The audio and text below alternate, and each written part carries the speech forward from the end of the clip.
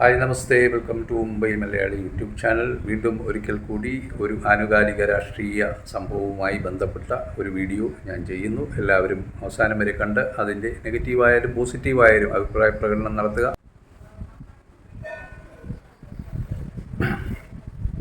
വീണ്ടും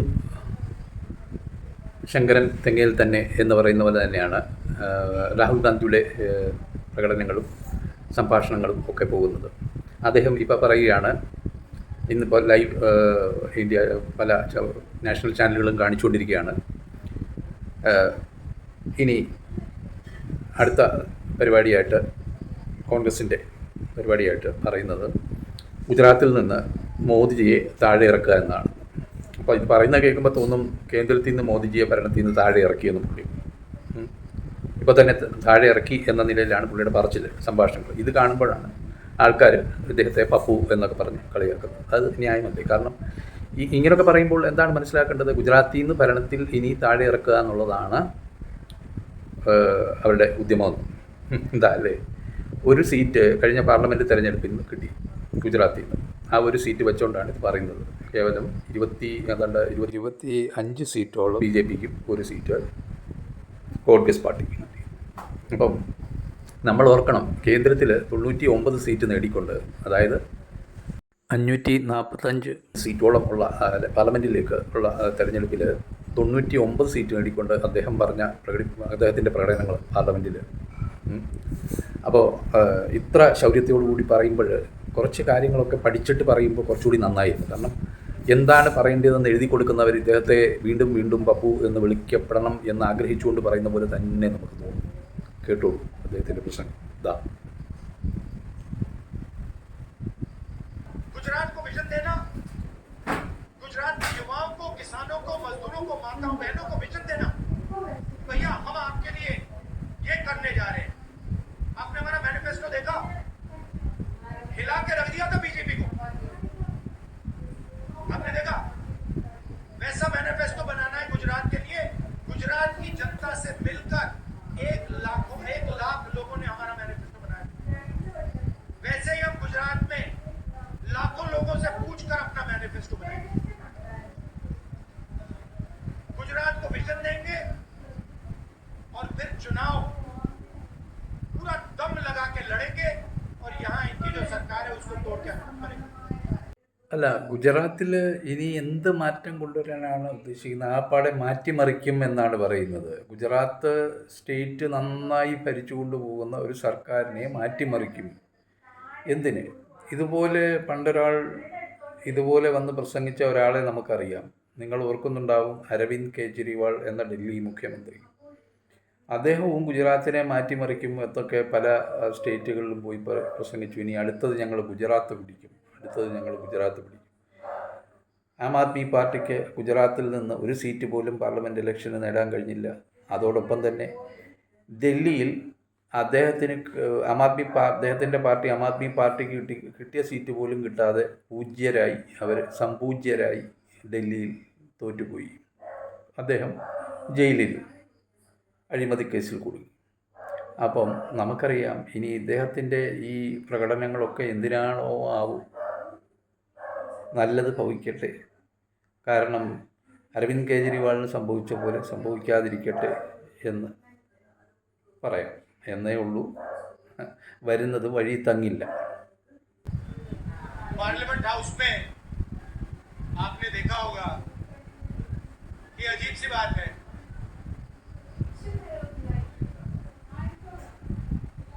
बीजेपी की जो पूरी मूवमेंट थी, राम मंदिर की, अयोध्या की मूवमेंट थी, सही बात, शुरुआत अडवाणी जी ने की थी। रथ यात्रा हुई थी, उसमें आपने अडवाणी जी को रथ पे देखा था। कहा जाता है कि नरेंद्र मोदी जी ने उस यात्रा में अडवाणी जी की मदद की थी। इनकी शुरुआत वहां हुई, राइट? ठीक है। रथ यात्रा चली और पार्लियामेंट में मैं सोच रहा था कि उन्होंने इनॉग्रेशन किया और राम मंदिर के इनॉग्रेशन में अदानी जी दिख गए, अंबानी जी दिख गए, मगर गरीब व्यक्ति वहां कोई नहीं दिखा। आपने देखा होगा, टीवी में देखा आपने। अब उसका नतीजा बताता हूं। पार्लियामेंट में मैं यहां बैठता हूं, यहां पे अयोध्या के एमपी बैठते हैं, देखा आपने उनका चेहरा, इंडिया गठबंधन के है ना। मैंने उनसे पूछा कि भैया आप मुझे एक बात समझाओ, ये बीजेपी ने अपनी पूरी पॉलिटिक्स अयोध्या की पॉलिटिक्स थी। चुनाव के पहले इन्होंने राम मंदिर का इनॉग्रेशन किया, राम भगवान को पॉलिटिसाइज करने की कोशिश की, मीडिया में फैला दिया। मैंने उनसे पूछा भैया एक बात बताओ, ये हुआ क्या कि उन्होंने राम मंदिर का इनॉग्रेशन किया और इंडिया गठबंधन अयोध्या में चुनाव जीत गया, ये हुआ क्या? और मुझे जवाब उन्होंने दिया, मैं ये जवाब आपको देना चाहता हूं।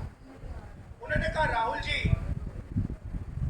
मुझे पता लग गया था, तकरीबन 6 महीने पहले मुझे पता लग गया था कि मैं अयोध्या से लड़ूंगा, और जिस दिन मुझे पता लगा उस दिन मुझे यह भी मालूम था कि मैं सिर्फ लड़ूंगा नहीं, इंडिया गठबंधन अयोध्या से जीतने जा रहा है।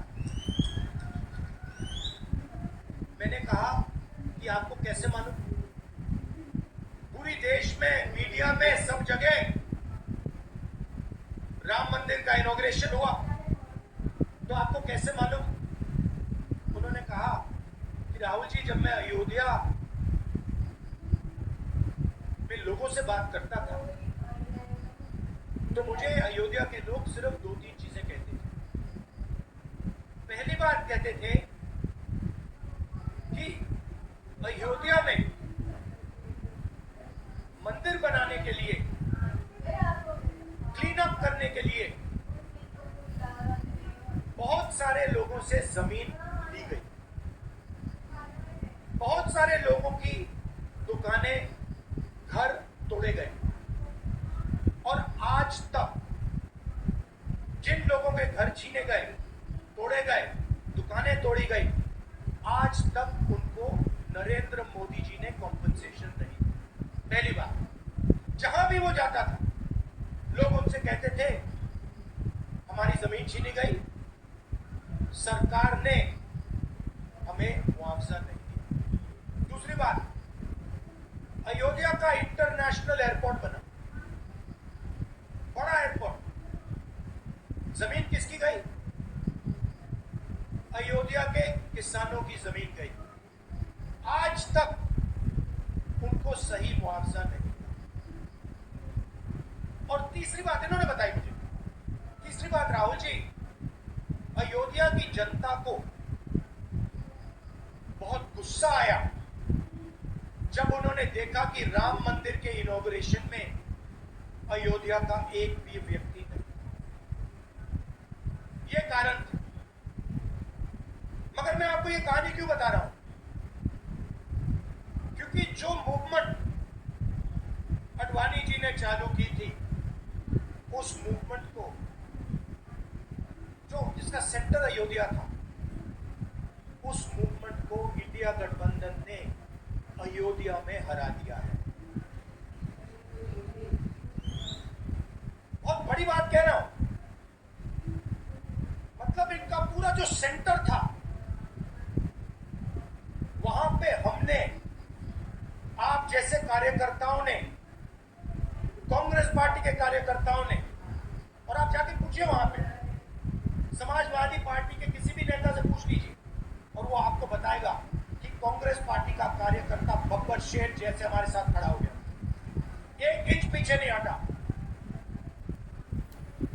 അപ്പം നമ്മുടെ രാഹുൽ ഗാന്ധി ചേട്ടൻ പറഞ്ഞത് കേട്ടല്ലോ.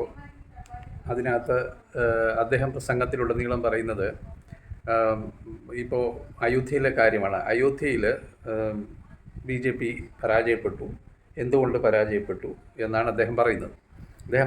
അതിൻ്റെ കാരണങ്ങൾ അവിടുത്തെ ജയിച്ച സ്ഥാനാർത്ഥിയോട് ചോദിച്ചപ്പോൾ പറഞ്ഞത് ഇങ്ങനെയൊക്കെയാണെന്നും അത് കേട്ടപടി അദ്ദേഹം വിശ്വസിച്ച് ഇങ്ങനെ പ്രസംഗിക്കുകയാണ്. എന്താണ് പറഞ്ഞത്? അദ്ദേഹം പറയുന്നത്,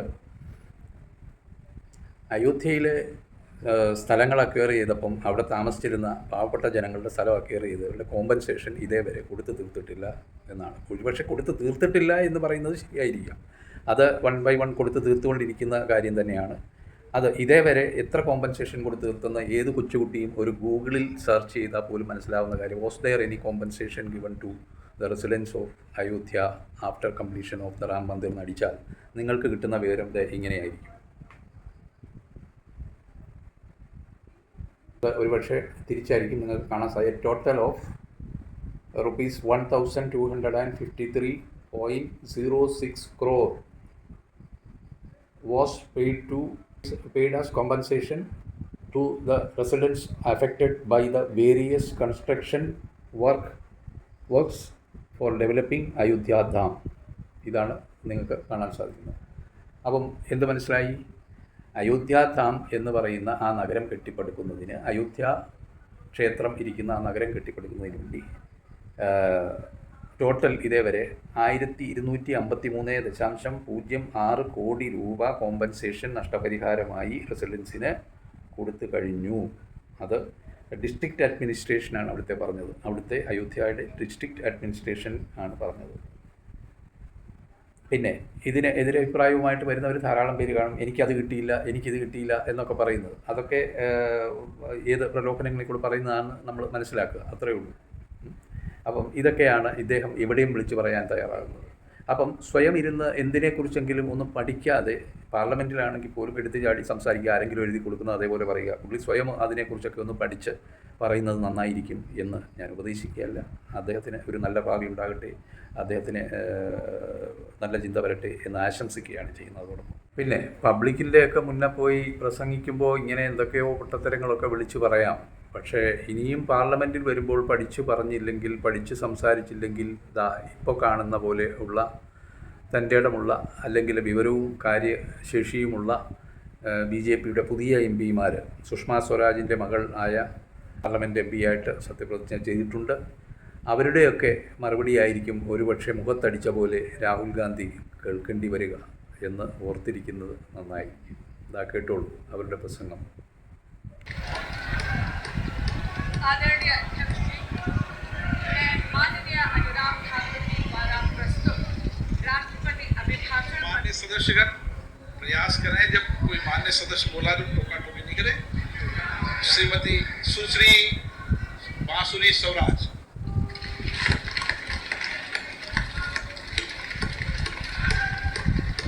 आदरणीय अध्यक्ष जी, मैं माननीय अनुराग ठाकुर जी द्वारा प्रस्तुत राष्ट्रपति अभिभाषण पर धन्यवाद प्रस्ताव का समर्थन करने के लिए आपके समक्ष उपस्थित हुई। अध्यक्ष जी, मैं आपका और अपनी पार्टी का धन्यवाद करती हूँ कि इतने महत्वपूर्ण मुद्दे पर मुझे अपना मत रखने का अवसर मिला है। अध्यक्ष जी, ये राष्ट्रपति अभिभाषण ऐतिहासिक है। इससे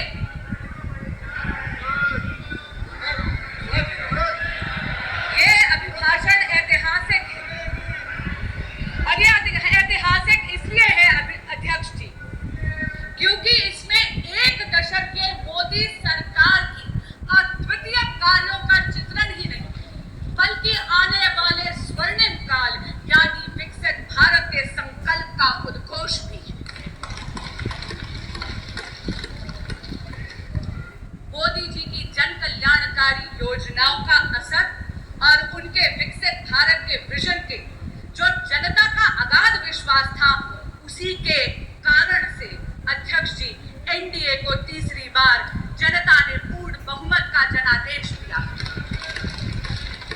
महामहिम राष्ट्रपति जी ने अपने अभिभाषण के पैराग्राफ 3 में जो कहा है, आपके माध्यम से समक्ष के पूरे सदन के समक्ष पुनः दोहराना चाहूं। 2024 का चुनाव नीति, नियत, निष्ठा और निर्णयों पर विश्वास का चुनाव रहा है।